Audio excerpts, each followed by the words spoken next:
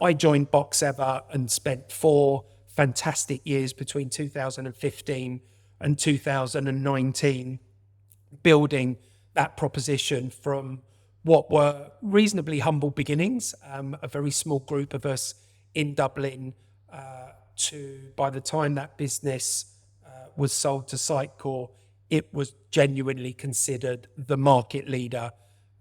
We had the privilege of becoming the customer data platform and the brain, as we used to refer to it, in some incredible airlines around the world. We were working with Emirates, we were working with Jetstar in Australia, Air New Zealand, we were working with IAG Group, we were working with Ryanair. So that gives you a sense of the reach and the impact that we had on that market. But I think, as with many startups, there was a reasonably small group of us that tended to need to be in most of the important customer engagements worldwide.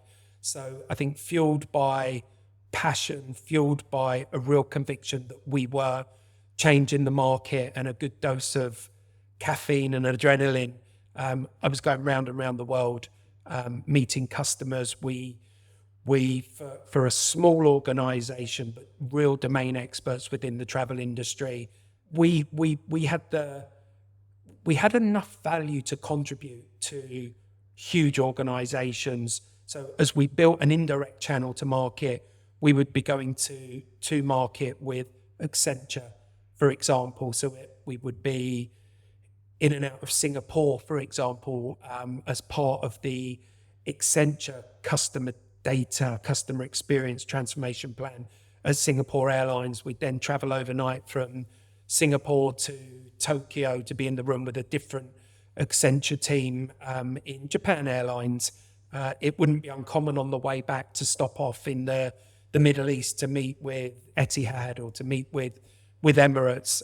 We would go to market with McKinsey. So a guy in there, Robert Carey, who was one of the leaders of the aviation practice. At that time, McKinsey had their Periscope proposition, which was a revenue management solution. But even for a business like McKinsey, with the wealth of talent and brilliant people, they didn't particularly have a proposition that legitimately led them into the marketing director or even the customer director. And that may be slightly unfair, but certainly what we contributed was something that allowed them to bring together capability and go and take a very disruptive proposition to their airline clients. So we'd be going to market with Accenture and Deloitte and McKinsey. We would be going to market with Salesforce and Adobe.